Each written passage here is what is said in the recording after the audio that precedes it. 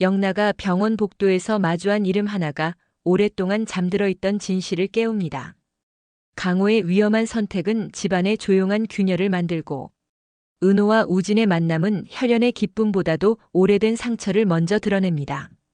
재단 이사회가 열리며 성희가 끝내 감춰지길 바랐던 비밀이 수면 위로 떠오릅니다.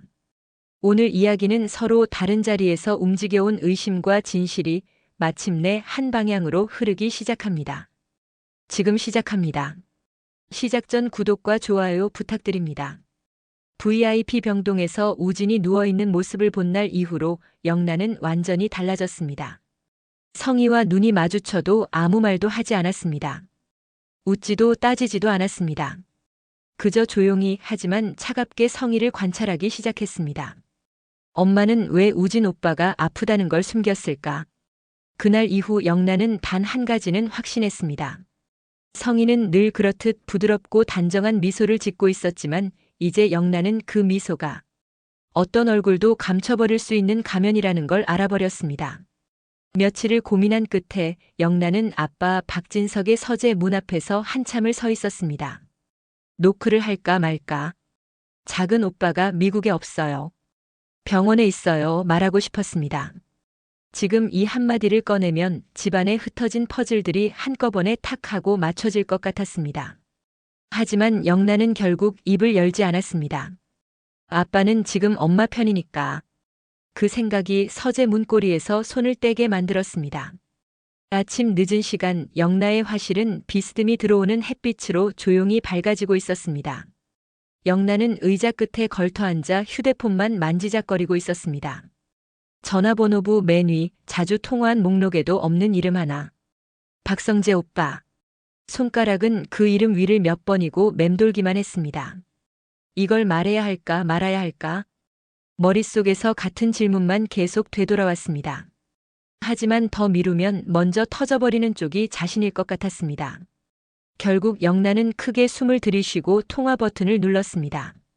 벨소리가 3번 울린 뒤 익숙한 목소리가 들려왔습니다. 그래 영나야. 무슨 일이야? 평소 같으면 농담 한마디는 섞었을 성재였지만 오늘은 통화 연결음 뒤로 들리는 숨소리만으로도 영나의 상태가 평소와 다르다는 걸 바로 눈치챘습니다. 오빠. 입술이 바짝 말라붙은 느낌이었습니다. 영나는 꽤 긴 침묵 끝에 겨우 말을 꺼냈습니다. 나 어제 병원에 갔었어. 병원? 어디 아파? 성재의 목소리가 곧장 걱정 쪽으로 기울었습니다. 아니요. 저 아픈 건 아니고 그냥 엄마 따라갔다가 잠깐.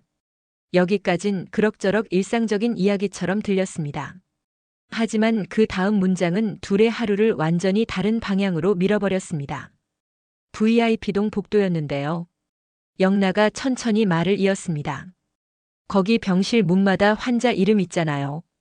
성재의 손이 책상 위 서류철을 넘기다 멈췄습니다. 응. 왜? 아는 이름이 있어서요. 영나는 마치 한숨처럼 짧게 숨을 들이켰습니다. 더는 돌려 말하면 안 되는 지점에 다다랐다는 걸 스스로가 제일 잘 알고 있었습니다. 한우진이요. 그 한마디에 성재의 손에서 서류가 미끄러져 내려앉았습니다. 뭐라고? 그는 거의 속삭이듯 되물었습니다. 다시 말해봐. 한우진. 영나는 또박또박 짚듯이 말했습니다. 우리 작은 오빠 이름이요. 잠깐 정말 아무 소리도 들리지 않는 정적이 흘렀습니다. 성재의 머릿속에는 며칠 전 재단 병원 복도에서 들었던 간호사들의 대화가 생생하게 되살아났습니다. 양평 요양원에서 이송된 환자 말이야. 오늘 검사 수치 또 안 좋게 나왔대. 아, 그간 이식 대기 환자. 이름이 한우진? 그때는 억지로 동명이인일지도 모르겠다고 자신을 설득했었습니다. 하지만 이번에는 달랐습니다. 이번에는 그 이름을 가족이 직접 보고 온 것이었습니다. 어디 병원이야? 성재의 목소리가 눈에 띄게 낮아졌습니다. 재단 병원 VIP동이요. 그 말은 곧 내 회사, 내 집안, 내 새엄마의 손이 닿는 그 병원이라는 뜻과 다르지 않았습니다. 영나는 더 이상 숨기지 않았습니다. 오빠, 저 착각 아니에요. 문 앞 이름표에 분명히 한우진이라고 적혀 있었어요. 그냥 지나치려다가 한참 서 있었어요. 성재의 머릿속에서 하나씩 조각이 맞춰지기 시작했습니다. VIP 비공개 환자, 양평요양원에서 이송, 간 이식 대기, 그리고 한우진. 혹시 성재가 힘겹게 입을 열었습니다. 병실 안도 봤어? 네. 영나의 대답은 짧았지만 그 한 글자에 모든 게 담겨 있었습니다. 우진 오빠 분명 오빠 얼굴이었어요. 성재는 더 이상 회의도 보고서도 떠올릴 수 없었습니다. 책상 위에 펼쳐진 서류들은 이제 아무 의미도 없어 보였습니다. 잠시 후 성재가 낮고 단단한 목소리로 말했습니다. 영나야. 지금은 아무한테도 말하지 마. 아버지한테도 엄마한테도. 저도 그럴 생각은 없어요. 근데 오빠, 우리 집. 뭔가 아주 크게 잘못된 것 같지 않아요? 성재는 대답 대신 깊은 숨 한 번 내쉬었습니다. 그 숨 속에는 아버지에 대한 걱정, 새어머니에 대한 의심, 그리고 한 번도 제대로 가족이라 부르지 못했던 남자 한우진에 대한 불길한 예감이 뒤섞여 있었습니다. 일단 내가 확인해 볼게. 성재가 결국 결심하듯 말했습니다. 우진이가 거기 왜 누워 있는 건지, 누가 거기까지 데려온 건지, 그리고 누가 왜 이 사실을 숨기고 있는지. 전화를 끊고 난 뒤에도 둘은 각자의 자리에서 한동안 휴대폰 화면을 멍하니 바라보고 있었습니다.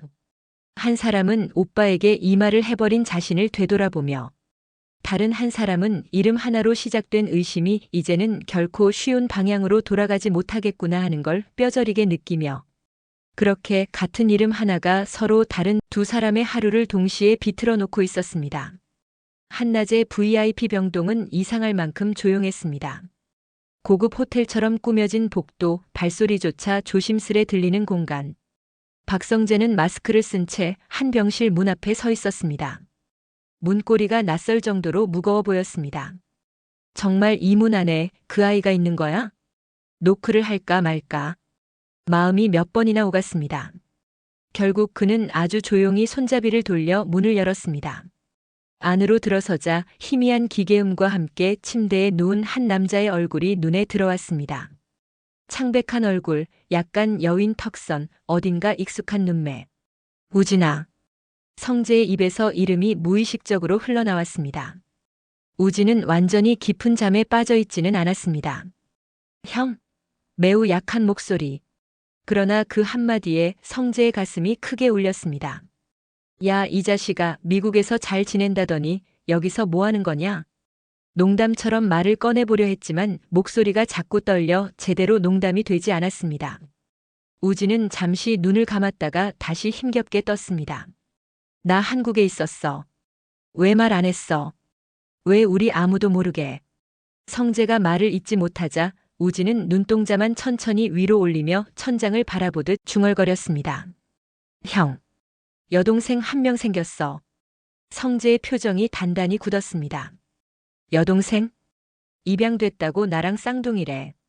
그 순간 성재의 머릿속에 한 사람의 얼굴이 스쳐갔습니다. 지은호.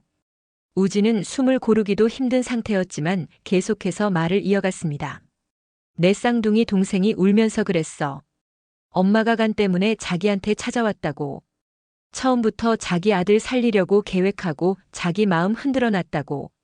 그제야 성재의 등골을 타고 서늘한 기운이 한 줄기 내려가는 느낌이 들었습니다. 엄마가 우진이 간 때문에 찾은 쌍둥이? 그럼 은호 후배.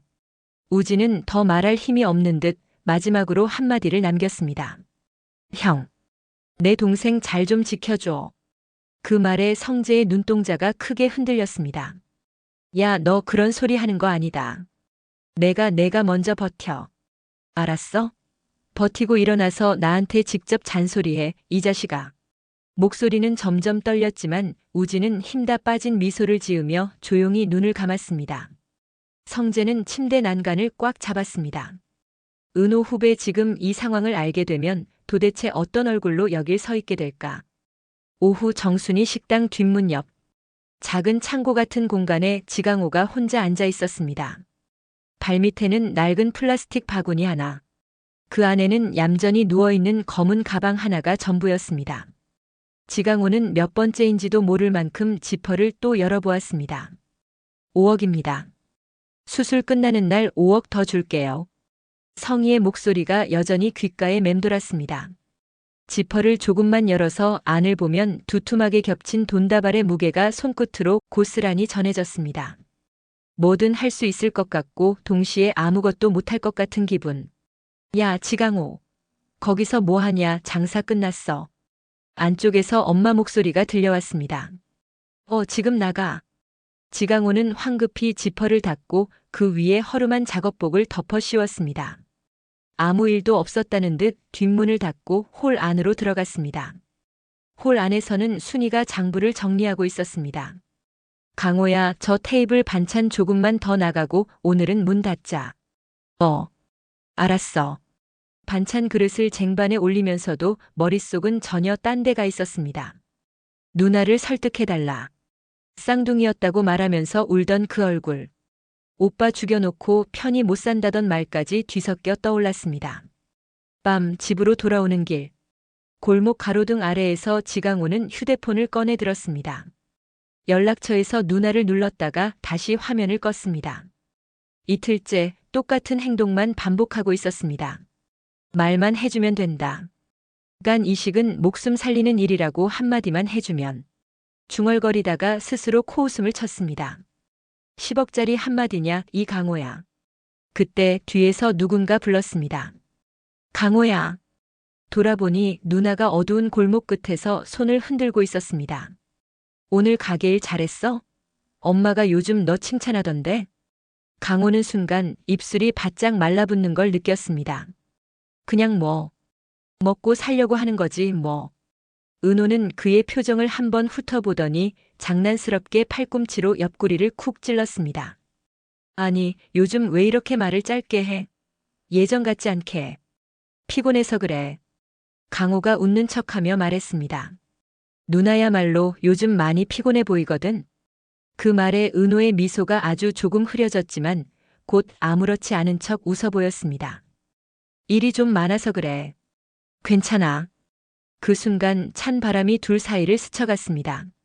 누나가 이 사실 알게 되는 순간 10억이 뭐고 다 끝이겠지. 입안에서 맴돌던 말이 목까지 올라왔다가 다시 내려갔습니다. 누나. 응? 그 사람 하나 살리는 게 얼마짜리라고 생각해? 예상치 못한 질문에 은호가 눈을 크게 떴습니다. 갑자기 무슨 철학이야? 아니 그냥 사람 목숨 하나. 그거 돈으로 얼마쯤 값 매길 수 있을까 해서.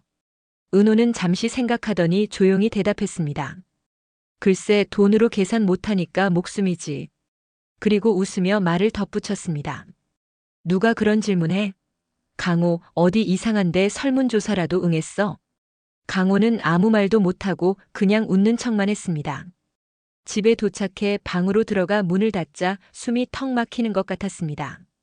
그래. 혼잣말이 나왔습니다. 누나는 원래 그런 애지. 그래서 더 이 돈이 역겹네. 식당 휴무일 아침 정순이의 집. 설거지를 마친 후 순이는 강호방 이불을 정리하려고 장롱문을 열었습니다.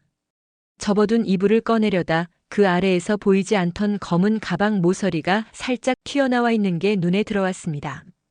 순이는 잠시 멈칫하더니 아무 말 없이 그 가방을 꺼내 들었습니다. 천천히 지퍼를 열었을 때 그 안을 채우고 있는 돈다발들이 한꺼번에 눈에 들어왔습니다. 숨이 확 막혀왔습니다. 순이는 빠르게 지퍼를 닫고 그대로 바닥에 주저앉았습니다. 숨이 제대로 쉬어지지 않았습니다. 그날 저녁 순이는 검은 가방을 거실 한가운데 내려놓고 앉아 있었습니다. 현관문이 열리자마자 강호의 눈에 엄마와 가방이 동시에 들어왔습니다. 그 순간 강호의 얼굴에서 혈색이 쫙 빠져나갔습니다. 엄마 그거. 순이가 고개를 들었습니다. 목소리는 낮았지만 메마른 바람처럼 단단했습니다. 강호야. 말해라. 이 돈 어디서 났어? 강호는 아무 말도 못하고 입술만 파르르 떨었습니다. 순이는 다시 묻지 않았습니다. 대신 가방을 천천히 그의 앞으로 밀었습니다. 자, 내 입으로 말해. 꾹 눌러왔던 것이 무너져 내리듯 잠시 후 강호가 바닥에 주저앉았습니다. 엄마, 누나 수술하라고. 그 여자가 줬어. 그 여자 누구? 고성이. 순이의 얼굴이 단단히 굳었습니다. 강호야. 내가 내 손으로 그걸 받았다고. 미쳤어, 미쳤어, 미쳤어. 순이는 강호의 어깨를 세게 흔들어대며 울부짖듯 소리쳤습니다. 이걸 받고도 아무렇지 않아? 이 돈이 뭔 돈인지 알아? 내 누나 목숨값이야 이게. 충격과 절망이 한꺼번에 밀려와 강호의 어깨를 치는 손이 점점 떨리기 시작했습니다. 엄마, 그냥 누나 설득하는 말 한마디만 해달라고. 누나가 해줄 것도 아니고 그냥 말 한마디만. 말 한마디가 사람 죽이는 거야. 순이가 조용히 잘라 말했습니다. 강호는 바로 반박하지 못했습니다. 잠시 바닥만 보다가 겨우 입을 열었습니다. 엄마, 나도 알아. 그 아줌마가 어떤 사람인지. 근데 10억이야. 10억이면 우리 집 빚 다 갚고 엄마 가게도 새로 할 수 있고 나도 이제 엄마한테 짐 좀 안 되고. 그래서 내가 팔았어? 순이의 시선이 흔들렸습니다. 그 여자 편을? 내 누나 목숨을? 팔려고 한 건 아니야. 그냥 말만. 강호야, 내가 지금 무슨 짓을 한 건지 알아? 순이가 한 걸음 다가섰습니다. 지금 내가 받은 돈은 내 누나 간을 사는 돈이야. 그 여자는 내 누나를 한 번 버린 사람이고 이제는 내 누나 간까지 뺏어가려고 하는 사람이야. 지강호는 그제야 무서워진 얼굴로 고개를 들었습니다. 엄마, 나 진짜 그런 건 몰랐어. 그냥 누나가 너무 겁먹은 것 같아서 도와달라는 줄 알고. 순이는 길게 숨을 들이켰다가 내쉬었습니다. 분노와 슬픔과 절망이 섞여 나온 긴 호흡이었습니다. 강호야, 난 내가 바보인 건 괜찮아. 철없는 건 엄마가 평생 끌어안으면 돼. 잠시 말을 멈춘 뒤 아주 낮은 목소리로 이어갔습니다. 근데 엄마는 오늘 처음으로 내가 무서워졌어. 그 말에 강호는 얼어붙은 채 엄마를 쳐다보았습니다. 내가 돈 앞에서 가족을 위험에 넣는 선택을 할 줄은 정말 몰랐어. 지강호의 눈이 붉어졌습니다. 말이 잘 나오지 않았습니다. 순이는 떨리는 손으로 앞치마 끈을 풀며 말했습니다. 이 돈 내가 받은 그대로 그 여자한테 돌려줄 거야. 그리고 내 누나는 절대 모르게 해. 내 누나 마음 다치면 그 죄는 평생 안 사라진다. 지강호는 의자에 털썩 주저앉았습니다. 머리를 감싸쥔 손 위로 뜨거운 숨이 쏟아졌습니다. 엄마, 나 어떻게 해야 돼? 순이는 아들을 보며 눈을 감았다가 떴습니다. 잘 들어. 지금부터 내가 할 일은 딱 하나야. 느리지만 단단하게 잠긴 목소리. 그 여자네 누나 주변에 다시는 얼씬도 못하게 막아. 이제 내가 누나 지켜. 그 순간 순이의 얼굴은 아들을 혼내는 엄마가 아니라 자식을 지키기 위해 이를 악물고 싸울 준비가 된 엄마의 얼굴이었습니다. 재단병원 VIP동. 해가 완전히 뜨지 않은 새벽, 고성이는 창가에 서서 아래쪽 병원 마당을 내려다보고 있었습니다. 조용한 새벽 공기를 깨고 휴대폰이 진동했습니다. 화면에는 재단 법무팀장의 이름이 떠 있었습니다. 네. 목소리가 조금 잠긴 채로 성희가 전화를 받았습니다. 이사장님, 오늘 오후 이사회 안건 정리되었습니다. VIP 비공개 환자 관련 건 회장님이 직접 질의하시겠다고 합니다. 그 말에 성희의 눈이 아주 잠깐 흔들렸습니다. 그 사람은 회장님하고 아무 상관없는 환자라고 이미 정리하라고 했잖아요. 네, 그런데 병원 쪽 내부 보고에 보호자 고성이라고 명시되어 있어서 그 부분은 아무래도 질문이 들어올 것 같습니다. 성희는 짧게 웃었습니다. 보호자 이름 하나가 뭐가 그렇게들 궁금할까? 알았어요. 그대로 올리세요. 전화를 끊고 나서야 그녀는 천천히 눈을 감았습니다. 오늘이야말로 나를 향한 모든 칼끝이 한꺼번에 돌아오는 날이겠지. 그러나 마음 가장 깊은 곳 한켠에는 여전히 단 한 가지 생각만이 자리 잡고 있었습니다. 우진이만 살릴 수 있다면 나머지는 그 다음 문제야. 오전 이지혁의 사무실. 햇살이 유리창을 타고 길게 쏟아져 들어오는 시간이었습니다. 하지만 그 밝은 빛과 달리 이지혁의 표정은 무거웠습니다. 책상 위에는 두툼한 서류철들이 여러 개 펼쳐져 있었습니다. VIP동 출입 기록, 간 이식 대기 환자 명단, 유전자 검사 서버 접속 로그. 대표님, 이거 정말 재단에 정식으로 제보할 거예요? 은호가 조심스럽게 물었습니다. 지혁은 잠시 그녀를 바라보다가 천천히 고개를 끄덕였습니다. 이미 올렸어요. 익명 내부 제보로. 오늘 오후 이사회 안건으로 올라가요. 그럼 오늘 이사회에서 그 얘기가 나오는 거예요? VIP 병동 비공개 환자 공여자 검사 절차 위반 의혹, 유전자 정보 불법 열람 가능성까지. 이 정도면 아무리 덮으려고 해도 한 번은 얼굴을 드러낼 수밖에 없을 거예요. 은호는 불안한 표정으로 손을 꼼지락거렸습니다. 근데 제 이름은 저라고는 안 나오는 거죠? 지혁은 단호하게 대답했습니다. 당연하죠. 당신을 앞세울 생각이었으면 애초에 이런 거 시작도 안 했어요. 잠시 침묵이 흘렀습니다. 오늘 재단에 다녀올 거예요. 회장님이 직접 부르셨더라고요. VIP동 인테리어 프로젝트 관련해서 이사장님이랑 같이 설명해 달라네요. 그럼 성의 이사장님이랑 같은 테이블에 앉는 거예요? 네. 같은 자리에 같은 안건으로. 지역의 입꼬리가 씁쓸하게 올라갔습니다. 어쩌면 오늘이 그 사람 거짓말이 처음으로 공식 문서 앞에서 흔들리는 날이 될지도 모르죠. 오후 재단 본사 이사회 회의실. 긴 테이블을 중심으로 이사진과 주요 경영진이 둘러앉아 있었고 정면에는 대형 모니터가 설치되어 있었습니다. 박진석은 회의실 중앙에 앉아 있었고 오른쪽에는 고성희, 왼쪽에는 병원장과 법무팀이 자리했습니다. 조금 떨어진 자리에는 프로젝트 설명을 위해 불려나온 이지혁도 앉아 있었습니다. 그럼 오늘 안건 중 중요한 것부터 다루죠. 박진석이 회의를 열었습니다. 법무팀장이 조심스럽게 입을 열었습니다. 최근 내부 익명 시스템을 통해 VIP동 비공개 환자 관련 제보가 들어왔습니다. 내용은 크게 세 가지입니다. 첫째, VIP동에 비공개로 분류되어 회장님 결재 없이 장기 입원 중인 환자가 있음. 둘째, 해당 환자의 보호자가 재단 이사장으로 재단 기금을 사실상 개인 용도로 사용했다는 의혹. 셋째, 공여자 검사 과정에서 유전자 데이터가 규정 외로 열람 조작되었을 가능성. 회의실 공기가 한 번에 무거워졌습니다. 이사장님 설명해 주시겠습니까? 박진석의 목소리는 짧고 단단했습니다. 성인은 미리 준비해온 듯 침착한 표정을 지으며 고개를 끄덕였습니다. 비공개 환자 네, 맞습니다. 제가 개인적으로 돌보고 있는 오래된 지인의 아들입니다. 과거 해외 봉사 시절부터 인연이 있던 아이고요. 장기간 치료가 필요해서 재단 기금을 대여 형식으로 사용한 겁니다.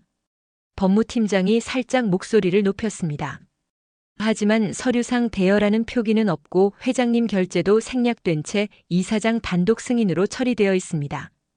그건 아이가 개인 신분 노출이 힘든 사정이 있어서 그렇습니다. 해외에서 사고가 있었고 여권 문제도 복잡하고 굳이 회장님께까지 번거롭게 할 필요가 없다고 생각했습니다. 성인은 짧게 숨을 고르며 말을 이었습니다. 어차피 재단 기금은 환자를 살리기 위한 돈이고 그 아이 역시 그 대상이라고 판단했으니까요. 박진석의 눈빛이 싸늘해졌습니다. 그 아이 이름이 뭡니까? 성희의 손이 살짝 굳었습니다. 그건 환자 보호 차원에서. 그때 법무팀장이 다시 입을 열었습니다. 또 하나의 문제는 공여자 검사 과정입니다. 유전자 정보 서버 접근 기록을 보면 이사장님 개인 계정이 병원 측과 별도로 공여자 후보자 정보에 여러 차례 접근한 흔적이 있습니다. 모니터에 서버 로그 화면이 띄워졌습니다. 사용자 고성희-BOARD-2 접속 경로 유전자 정보 뷰어 비공개. 조회 대상 지은호 생체 데이터 간접합 검사 결과. 이사장님, 이건 어떻게 설명하시겠습니까? 성인은 눈을 살짝 감았다가 떴습니다. 전 그저 한 아이를 살리고 싶었던 엄마의 마음이었어요. 그 아이가 간 이식이 아니면 살 수 없다고 하니까 어떤 공여자가 가능한지 직접 확인하고 싶었을 뿐입니다. 박진석은 한참 동안 아무 말도 하지 않았습니다. 그 공여자 후보자 이름이 혹시 지은호입니까? 회의실 공기는 이제 더 숨쉬기 어려울 만큼 가라앉았습니다. 성희의 목이 아주 미세하게 위아래로 움직였습니다. 네. 그 짧은 대답 하나로 지금까지 각자의 자리에서 같은 비밀에 다가가고 있던 사람들의 퍼즐이 하나의 그림으로 맞춰지기 시작했습니다. 지역이 건네준 서류철을 본 이후 은호의 머릿속에는 한 문장이 떠나질 않았습니다. VIP동 비공개 환자 보호자 고성희. 거기에 보육원에서 들은 할머니의 말이 덧붙여져 맴돌았습니다. 한꺼번에 버려놓고 아들만 데려갔어. 그 아들이 자신과 쌍둥이라는 사실까지 알고 난 뒤였습니다. 그럼 쌍둥이 오빠가 지금 그 VIP동에 누워있다는 뜻이야? 그날 은호는 혼자 병원을 찾았습니다. VIP 병동 복도. 문에 붙어있는 이름표를 확인하는 데까지 걸린 시간은 10초도 안 되었습니다. 하지만 그 10초가 지금까지 살아온 30년을 한꺼번에 뒤에서 잡아당기는 것 같았습니다. 한우진. 눈으로는 읽었는데 마음이 그 이름을 완전히 받아들이지 못했습니다. 은호는 문고리를 몇 번이고 잡았다 놓았습니다. 손끝이 자꾸 미끄러졌습니다. 힘을 주면 줄수록 심장만 더 요란하게 뛰었습니다. 결국 문은 천천히 열렸습니다. 병실 안에는 기계음만 조용히 이어졌습니다. 산소 튜브, 희미한 심전도 소리, 낮게 깔린 약냄새. 침대 위 남자는 눈을 감고 있었습니다. 하지만 은호는 한눈에 알아봤습니다. 우진아. 무의식처럼 튀어나온 이름. 그 순간 마치 그 소리를 들은 것처럼 우진의 눈꺼풀이 천천히 떨렸습니다. 은호야? 천천히 눈을 뜬 우진이 꿈을 꾸는 사람처럼 그녀를 바라보았습니다. 잠시 아무 말도 없었습니다. 오래된 친구를 본 반가움, 병실에서 마주친 충격. 야, 너 뭐야? 미국에서 수업 중이라며. 수업은 무슨 여기서 누워서 듣냐? 우진이 피식 웃었습니다. 원래 인생 수업은 병실에서 듣는 거야. 농담이었지만 목소리는 대단히 약했습니다. 은호가 한 걸음 더 다가섰습니다. 우진아, 진짜 아무 일 없는 줄 알았어. 맨날 바쁘다, 수업이다 했잖아. 그랬지. 병원 수업도 수업이니까. 짧은 웃음이 오갔지만 곧 공기는 깊게 가라앉았습니다. 한참을 바라보다가 우진이 먼저 입을 열었습니다. 그날 전화 끊고 나서 미안했다. 뭐가? 너 울었잖아. 입양 얘기, 친엄마 얘기. 그거 듣는데. 은호가 숨을 삼켰습니다. 그럼 오빠도 알아? 나 쌍둥이 여동생이라는 거. 우진은 잠시 눈을 감았다 뜬 후 답했습니다. 응. 얼마 전에 알게 됐어, 너랑 통화하고 나서. 은호는 한동안 멍하니 서 있었습니다. 성희가 했던 말이 떠올랐습니다. 넌 살인자가 되는 거야. 내 오빠가 죽으면 내가 죽이는 거야. 은호가 힘없게 웃으며 말했습니다. 솔직히 말할게. 처음엔 오빠가 누군지도 모르고 그냥 엄마 벌 주고 싶어서 안 해주겠다고 한 거야. 엄마가 내 간이 필요해서 계획적으로 접근했다는 것이 화가 나서. 우진이 조용히 고개를 끄덕였습니다. 근데 오빠 이름이랑 내 기록이랑 같은 날짜에 올라와 있는 거 보고 쌍둥이라는 거 알았을 때 생각이 완전히 멈췄어.